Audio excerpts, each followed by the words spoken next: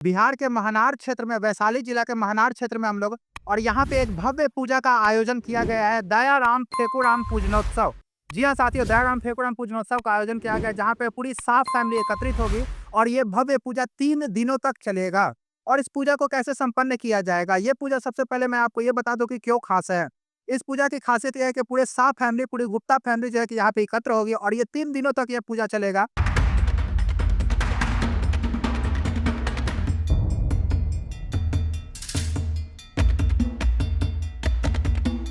और ये जो मंदिर में जो आज पूजा का आयोजन किया गया, जो पूरी साफ फैमिली की तरफ से इसको आयोजित किया जाता है। सबसे पहले हम चाहेंगे कि हमारे दर्शकों को आप हमें ये बताएँ, ये जो पूजा है इसका इम्पोर्टेंस क्या है? क्यों इसे मनाया जाता है? ऐसा पहले तो आप हमारे ये 30 दिवसीय अनुष्ठान में कवरेज करने के लिए आए, इसके लिए हम गणिनाथ सेवा आश्रम समिति की ओर से आपका धन्यवाद करते हैं। यह पूजा 3 दिवसीय अनुष्ठान है हम लोगों का। आज सिमरी का विधि विधान है, इससे यह प्रारंभ होता है और कल यहाँ न्योतन होगा और तीसरे दिन बाबा दयाराम ठेकुराम जी की पूजा होगी। यहाँ यह धरती का, ये हसनपुर जो धरती है, बाबा पलवैया की धरती, पलवैया धाम, ये हम लोग के जो कुल देवता है, गणिनाथ पूजक समाज के कुल देवता हैं।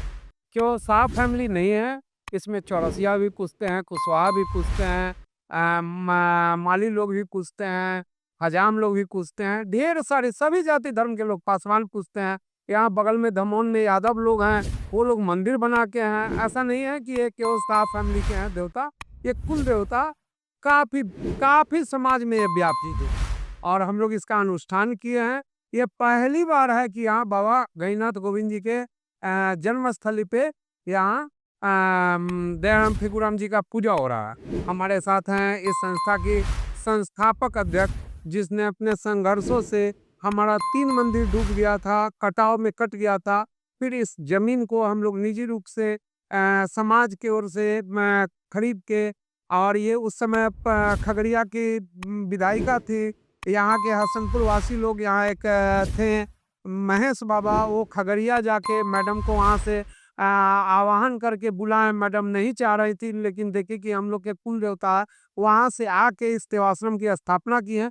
विशेष जो भी है, हमारी अध्यक्ष श्रीमती चंद्रमुखी देवी, जो पूर्व विधायिका भी रही हैं, राष्ट्रीय महिला आयोग की सदस्य रही हैं, बिहार में महिला आयोग की सदस्य रही हैं और हम लोगों के लिए मातृशक्ति के रूप में प्रेरणा स्रोत हैं। यह विशेषकर बताइए।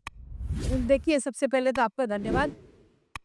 और जिस समय 1998 में हमारा मंदिर कट रहा था, केवल शिखर बचा हुआ था, उस समय बाबा महेश नाथ जी हमारे पास गए और उन्होंने कहा मंदिर हमारी धरोहर है, कुल देवता हैं, उनको बचाना होगा। तो उस समय हम सुशील मोदी जी को लेकर आए थे, वो नेता प्रतिपक्ष थे, उनको लेकर आए, दिखाया, केवल शिखर बचा हुआ था, बाकी डूब रहा था। तब हम लोगों ने प्रण किया, उन्होंने कहा इसको किसी तरह बचाइए, आपके कुल देवता का है। तो वो तो डूब गया मंदिर, लेकिन उसके बाद हम लोगों ने प्रण किया कि इसी स्थान पर हम पुनर्निर्माण करेंगे मंदिर का, और जन सहयोग से यहाँ से लेके कलकत्ता तक, अपने पूरे भारतवर्ष में हमारे लोग सहयोगी जो समाज के थे, उन लोगों ने सहयोग किया। हमने ज़मीन का क्रय किया और उसके बाद यहाँ पे नींव डाली गई और 1999 में अपनी संस्था का हमने रजिस्ट्रेशन कराया और उसके बाद हम निरंतर काम करते रहे। और इस संस्था का हमने इसलिए हमने कराया क्योंकि कुल देवता वो केवल हमारे नहीं हैं। हमारे लोग कहते हैं कि आपके कुल देवता, लेकिन हमारे केवल कुल देवता नहीं है, वो इस आसपास पड़ने वाले क्षेत्र में विभिन्न उपजातियों के, जातियों के भी कुल देवता हैं। यहाँ पर जितने लोग हैं, उनके यहाँ शादी ब्याह कुछ भी होता है तो आकर यहीं पर पूजा करते हैं कुल देवता की। तो ये सबके कुल देवता के रूप में सम्मानित हैं। इसीलिए हम लोगों ने निरंतर संघर्ष किया और राज मंदिर को इस स्थान तक पहुँचाया है। पर्यटन विभाग से आग्रह किया, पर्यटन विभाग ने भी इस पर सुध ली यहाँ की और इसको पर्यटक स्थल के रूप में घोषित किया। अच्छा, ये जो पूजा जो 3 दिनों तक, 3 दिवसीय पूजा है, ये पूजा कैसे महत्व रखता है हमारे समाज में? देखिए, बाबा गणिनाथ जी को लोग लोक देवता के रूप में जानते हैं और उनके ढेर सारे शिष्य थे। उनके सबसे परम शिष्य थे दयाराम ठेकुराम जी।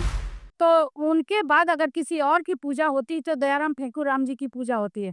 और उनकी पूजा, ये जो लोग उनके पूजक हैं, उनके परिवार में अगर कोई भी शुभ कार्य प्रारंभ होता है तो बिना इनकी पूजा के वो शुभ कार्य प्रारंभ नहीं होता है। सभी लोग अपने बच्चों के शादी ब्याह में ये 3 दिवसीय कार्यक्रम करते हैं क्योंकि इसका बहुत महत्व है। लोग मानते हैं कि अगर उनका आशीर्वाद मिल गया तो हमारे बच्चे, हमारा परिवार खुशहाल रहेगा, इसीलिए सबसे पहले उनका आशीर्वाद लेने की कोशिश करते हैं।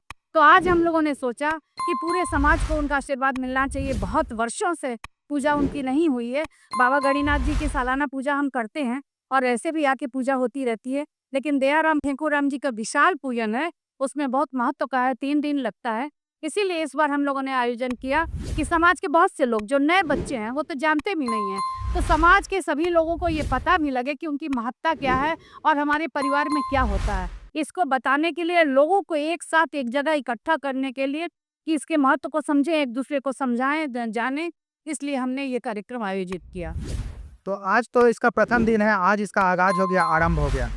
तो आज से लेकर के ये पूजा किन किन चरणों में संपन्न होगी? आज सेनुरी का कार्यक्रम था जो प्रारंभ होता है, सेनुरी का कार्यक्रम हो गया। कल न्योतन होगा जिसमें हम लोग देवताओं को आमंत्रित करेंगे। न्योतन का कार्यक्रम कल होगा और उसके बाद अगले दिन हम लोग बृहद पूजा का आयोजन करेंगे, जिसमें मुख्य पूजा अगले 24 तारीख को होगी। तो ये 3 दिवसीय कार्यक्रम है और 24 तारीख के कार्यक्रम में तो और बड़ी संख्या में लोग आएंगे, क्योंकि वो मुख्य पूजा है। आज तो महिलाओं का ज़्यादा महत्व रहता है, इसलिए महिलाओं की आप संख्या देख रहे हैं। लेकिन 24 तारीख, 23 तारीख और 24 तारीख के कार्यक्रम में, 24 तारीख के कार्यक्रम में पुरुषों की भी संख्या उतनी ही रहेगी जितनी महिलाओं की रहेगी। तो ये बृहद पूजन का आयोजन है, इसमें सारे समाज की सभी सहभागिता रहेगी। इसमें कहाँ-कहाँ से लोग आएंगे? क्या देश भर से या देश के बाहर से भी कुछ लोग आने उम्मीद है? इसमें बाहर के भी आ रहे हैं, नेपाल से लोग आ रहे हैं, बांग्लादेश से लोग आ रहे हैं और पूरे देश से लोग आ रहे हैं। ये अभी तक की जो हम लोगों को जानकारी है, पूरे देश से लोग आ रहे हैं और सब लोग बहुत प्रसन्नचित्त हैं। प्रायः देख रहे हैं कि लोग महाकुंभ से निकल रहे हैं, सीधा यहाँ चले आ रहे हैं। तो ये हमारे यहाँ का ये दूसरा महाकुंभ चल रहा है, जिसमें शामिल होने के लिए हर व्यक्ति अपनी सहभागिता सिद्ध करना चाहता है। धन्यवाद मैम।